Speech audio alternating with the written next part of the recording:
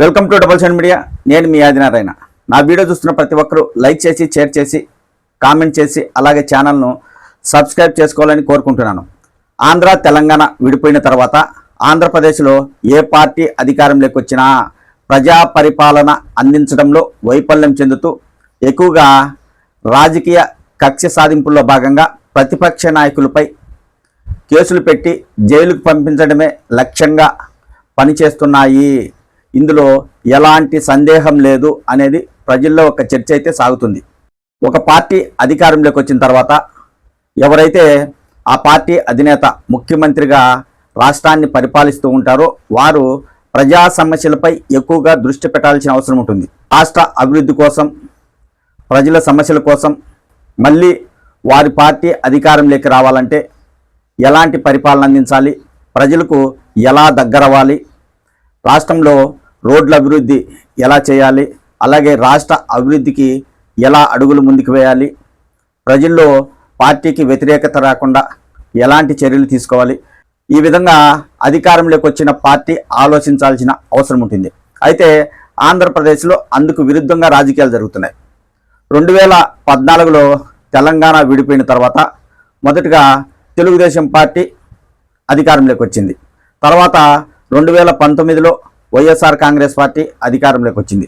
2024 ఎన్నికల్లో బీజేపీ, తెలుగుదేశం, జనసేన కూటమిగా ఏర్పడి విజయం సాధించాయి. అయితే 2019లో వైఎస్ఆర్ కాంగ్రెస్ పార్టీ అధికారంలో ఉన్నప్పుడు వారు ఎక్కువగా తెలుగుదేశం పార్టీ నాయకులపై కేసులు పెట్టి జైలుకు పంపించేవారు. అప్పట్లో తెలుగుదేశం పార్టీ నాయకులు చాలా ఆరోపణలు చేసేవారు వైఎస్ఆర్ కాంగ్రెస్ పార్టీపై. వైసీపీ రాష్ట్రంలో రాజారెడ్డి పరిపాలన సాగిస్తుంది, తెలుగుదేశం పార్టీ నాయకులపై ఇష్టారాజ్యంగా అక్రమ కేసులు పెట్టి వేధిస్తుంది, మేము అధికారంలోకి వస్తే వైఎస్ఆర్ కాంగ్రెస్ పార్టీ నాయకులపై ప్రతి చర్యలు ఉంటాయనే విధంగా గతంలో తెలుగుదేశం పార్టీ నాయకులు వైఎస్ఆర్ కాంగ్రెస్ పార్టీపై ఆరోపణలు చేసేవారు. అయితే గతంలో వైఎస్ఆర్ కాంగ్రెస్ పార్టీ అధికారంలో ఉన్నప్పుడు చాలామంది తెలుగుదేశం పార్టీ నాయకులపై కేసులు పెట్టి జైలుకు పంపించింది. అందులో ప్రస్తుత ముఖ్యమంత్రి చంద్రబాబు గారు కూడా ఉన్నారు. స్కిల్కు సంబంధించిన కేసులో ఆయన జైలుకు వెళ్ళి దాదాపు 50 రోజులకు పైగా జైల్లోనే ఉన్నారు. ఎప్పుడైతే వైఎస్ఆర్ కాంగ్రెస్ పార్టీ చంద్రబాబు గారిని జైలుకు పంపించిందో అప్పుడే వైఎస్ఆర్ కాంగ్రెస్ పార్టీపై ప్రజల్లో ఒక వ్యతిరేకత వచ్చింది. అప్పటి నుంచి వైఎస్ఆర్ కాంగ్రెస్ పార్టీ రాష్ట్రంలో బలహీనపడింది. 2019లో వైఎస్ఆర్ కాంగ్రెస్ పార్టీ అధికారంలో ఉండి జగన్మోహన్ రెడ్డి ముఖ్యమంత్రిగా ఉన్నప్పుడు ఆయన ఎక్కువగా రాష్ట్రం అభివృద్ధి ఎలా చేయాలి అనే ఆలోచన మర్చారు. ఆయన ఎన్నికల సమయంలో నవరత్నాల్లో భాగంగా ఏవైతే హామీలు ఇచ్చారో వాటిపైన ఎక్కువగా దృష్టి పెట్టారు.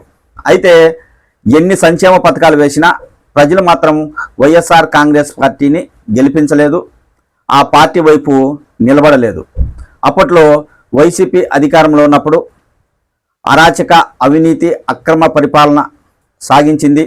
రాష్ట్రంలో రాజారెడ్డి పరిపాలన సాగించడంలో వైసీపీ రాజకీయంగా అడుగులు ముందుకు వేస్తుందని తెలుగుదేశం పార్టీ నాయకులు అనేక ఆరోపణలు చేస్తూ ఉండేవారు. అవి ప్రజల్లోకి తీసుకువెళ్ళడానికి కొన్ని మీడియా సంస్థలు కూడా బాగా పనిచేయడంతో 2024 ఎన్నికల్లో వైఎస్ఆర్ కాంగ్రెస్ పార్టీ ఘోరంగా ఓడిపోయింది. అయితే 2024 ఎన్నికల్లో కూటమి ప్రభుత్వం అధికారంలోకి వచ్చింది. కూటమి ప్రభుత్వం అధికారంలోకి వచ్చినప్పటి నుంచి ప్రభుత్వ పెద్దలు కూడా వైఎస్ఆర్ కాంగ్రెస్ పార్టీ నాయకులపై కేసులు పెట్టడమే లక్ష్యంగా చేసుకున్నారు. ప్రభుత్వ పెద్దలు రాష్ట్ర అభివృద్ధిపై ఎక్కువగా దృష్టి పెడుతున్నారు. ఎన్నికల సమయంలో కూటమి నాయకులు ఇచ్చిన హామీలు అమలు చేయడంలో వైఫల్యం చెందుతున్నారు. కూటమి ప్రభుత్వం అధికారంలోకి వస్తే సూపర్ 6 పథకాలు అమలు చేస్తామని గత ఎన్నికల ప్రచారంలో కూటమి నాయకులు చెప్పడం జరిగింది. అయితే ప్రభుత్వం వచ్చి 10 నెలలు అవుతున్నా సూపర్ 6లో ముఖ్యమైన పథకాలు అమలు చేయడానికి ప్రభుత్వం చొరవ చూపడం లేదు. దీంతో కొంతవరకు ప్రజల్లో వ్యతిరేకత ఉంది. అయితే ఎక్కువగా వైఎస్ఆర్ కాంగ్రెస్ పార్టీ నాయకులను జైలుకు పంపించడమే లక్ష్యంగా రాష్ట్రంలో రెడ్ బుక్ విధానం కొనసాగుతుంది అని ఇప్పుడు వైఎస్ఆర్ కాంగ్రెస్ పార్టీ నాయకులు కూటమి ప్రభుత్వంపై ఆరోపణలు చేస్తున్నారు. 2019 నుంచి 2024 వరకు వైఎస్ఆర్ కాంగ్రెస్ పార్టీ అధికారంలో ఉన్నప్పుడు రాష్ట్రంలో రాజారెడ్డి పరిపాలన జగన్మోహన్ రెడ్డి కొనసాగిస్తున్నాడని తెలుగుదేశం పార్టీ నాయకులు ఆరోపణలు చేశారు. ఇప్పుడు వైఎస్ఆర్ కాంగ్రెస్ పార్టీ నాయకులు రాష్ట్రంలో రెడ్ బుక్ పరిపాలన సాగుతుంది, అందులో భాగంగా వైఎస్ఆర్ కాంగ్రెస్ పార్టీ నాయకులను భయపెట్టడానికి అక్రమ కేసులు పెట్టి వారిని జైల్లోకి పంపిస్తున్నారు అంటూ ఇప్పుడు వైఎస్ఆర్ కాంగ్రెస్ పార్టీ నాయకులు కూటమి ప్రభుత్వంపై విమర్శలు చేస్తున్నారు. గతంలో తెలుగుదేశం పార్టీ నాయకులు ఏవైతే విమర్శలు చేశారో ఇప్పుడు వైఎస్ఆర్ కాంగ్రెస్ పార్టీ నాయకులు కూటమి ప్రభుత్వంపై అవే విమర్శలు చేస్తున్నారు. ఇందులో పెద్ద తేడా ఏం లేదు. వైసీపీ అధికారంలో ఉన్నప్పుడు తెలుగుదేశం పార్టీ నాయకులపై కేసులు పెట్టింది, తెలుగుదేశం పార్టీని భూస్థాపితం చేయడానికి, మళ్ళీ గెలవకుండా చేయడానికి చాలా ప్రయత్నాలు అప్పట్లో వైఎస్ఆర్ కాంగ్రెస్ పార్టీ చేసింది. ఎందుకంటే ఇక 30 ఏళ్ళు వైసీపీ అధికారంలో ఉంటుంది అనే భావనలో అప్పుడు వైఎస్ఆర్ కాంగ్రెస్ పార్టీ నాయకులు ఉండేవారు. వారు అనుకున్న విధంగా 2024 ఎన్నికల్లో జరగలేదు. వైసీపీ 11 సీట్లకే పరిమితమైంది. అయితే 2024 ఎన్నికల్లో కూటమి ప్రభుత్వం అధికారంలోకి వచ్చిన తర్వాత వారు కూడా యథావిధిగా గతంలో వైసీపీ ఏ తప్పులైతే చేసిందో ఇప్పుడు కూటమి ప్రభుత్వం కూడా అదే తప్పులు చేస్తుంది. వైఎస్ఆర్ కాంగ్రెస్ పార్టీ నాయకులపై కేసులు పెడుతుంది. మరో 15 ఏళ్ళు కూటమి ప్రభుత్వమే అధికారంలో ఉంటుంది, ఎలాంటి భయం లేదు అన్న రీతిలో కూటమి నాయకులు కూడా వ్యవహరిస్తున్నారు. ఇక్కడ మనం గమనించాల్సింది ఏంటంటే ఆంధ్రప్రదేశ్లో ఏ పార్టీ అధికారంలోకి వచ్చినా ప్రజా పరిపాలనపై దృష్టి పెట్టడం లేదు.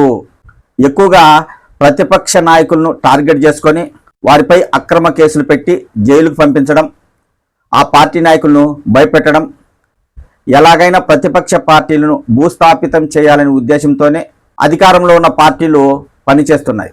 ఇందులో మనం ముఖ్యంగా గమనించాల్సింది ఏంటంటే తెలుగుదేశం పార్టీకి కావచ్చు, ఇటు వైఎస్ఆర్ కాంగ్రెస్ పార్టీకి కావచ్చు పెద్ద తేడా ఏమీ లేదు. ఇద్దరు ఒకే విధానాన్ని పాటిస్తున్నారు. గతంలో రాజారెడ్డి పాలన అన్నారు, ఇప్పుడు రెడ్ బుక్ పరిపాలన అంటున్నారు. కాబట్టి ఏ పార్టీ అధికారంలోకి వచ్చినా ప్రజా పరిపాలన అందిస్తూ రాష్ట్రాన్ని అభివృద్ధి చేయాలనే ఉద్దేశంలో నాయకులు ఉన్నట్లు కనిపించడం లేదు. మన పార్టీ అధికారంలోకి వచ్చింది కాబట్టి ఎదుటి పార్టీని ఎలా భూస్థాపితం చేయాలి, ప్రతిపక్ష నాయకులను ఎలా భయపెట్టాలి, వారిపై ఏ కేసులు పెట్టాలి, వారిని ఎలా జైలుకు పంపించాలి, వారిని మన పార్టీలోకి ఎలా తెచ్చుకోవాలి, ఇదే విధంగా రాష్ట్రంలో పరిపాలన సాగిస్తున్నాయి పార్టీలు. రాబోయే రోజుల్లో కూడా ఇలాగే కొనసాగితే ఏ పార్టీ అధికారంలో ఉంటే ఆ పార్టీకి సంబంధించిన నాయకులు మాత్రమే రాష్ట్రంలో తిరుగుతారు, ప్రజల్లో ఉంటారు. ప్రతిపక్ష పార్టీల నాయకులు మాత్రం ఎప్పుడు జైల్లో ఉండాల్సిన పరిస్థితులు వస్తాయి. గతంలో ఆంధ్ర తెలంగాణ విడిపోకముందు ఉమ్మడి ఆంధ్రప్రదేశ్గా ఉన్నప్పుడు ఇలా రాజకీయ కక్ష సాధింపులో భాగంగా రాజకీయ నాయకులపై అక్రమ కేసులు పెట్టేవారు కాదు. ఆంధ్ర తెలంగాణ విడిపోయిన తర్వాత ఇలాంటి సంస్కృతి మన ఆంధ్రప్రదేశ్లో వచ్చింది. ఏ పార్టీ అధికారంలో ఉన్నా ఇదే కొనసాగిస్తుంది. రాష్ట్రం అప్పులమయమైంది. రాష్ట్రాన్ని అప్పుల నుంచి ఎలా గట్టెక్కించాలి, రాష్ట్రం అభివృద్ధి ఎలా చేయాలి, కేంద్రం నుంచి రాష్ట్రానికి నిధులు ఎలా తెచ్చుకోవాలి, అలాగే రాజధాని ఎలా నిర్మించాలి అనే విధంగా రాజకీయ నాయకులు ఆలోచించాలి. అలా కాకుండా ఇవన్నీ చేస్తున్నాము అనే విధంగా ప్రజల్లో ఒక భ్రమ కల్పిస్తూ వాటిపై ప్రజల్లో చర్చ జరగకుండా ప్రతిపక్ష నేతలను జైలుకు పంపిస్తూ వాటిపైనే ప్రజల్లో చర్చ జరిగేలా అధికారంలో ఉన్న నాయకుల వ్యవహార తీరు అలా ఉంది. ఇక్కడ మనం చివరిగా చెప్పబోయేది ఏంటంటే తెలుగుదేశం అధికారంలో ఉన్న, వైసీపీ అధికారంలో ఉన్న ఈ రెండు పార్టీలకు పెద్ద తేడా లేదు. ఏ పార్టీ అధికారంలో ఉన్నా ప్రతిపక్ష నేతలపై కేసులు పెట్టడమే లక్ష్యంగా పరిపాలన సాగిస్తున్నారు. ఇలాగే కొనసాగితే చివరికి రాష్ట్ర అభివృద్ధి పక్కకు పోతుంది. రాష్ట్రం ఇంకా అప్పులమయమవుతుంది. రాష్ట్రంలో ప్రజలు సమస్యలతో అలానే ఉంటారు. నాయకులు మాత్రం ఏదో ఒక రూపంలో కోట్లాది రూపాయలు సంపాదించుకొని వారు మాత్రం హ్యాపీగా ఉంటారు. ప్రజలు మాత్రం కష్టాల పాలు కావాల్సిన పరిస్థితులు రాబోయే రోజుల్లో ఉంటాయి. ఎప్పుడైతే రాష్ట్రంలో కక్ష సాధింపు చర్యల్లో భాగంగా ప్రతిపక్ష నేతలపై అక్రమ కేసులు పెట్టకుండా ప్రజా పరిపాలన అందిస్తారో అప్పుడే రాష్ట్రం బాగుపడుతుంది.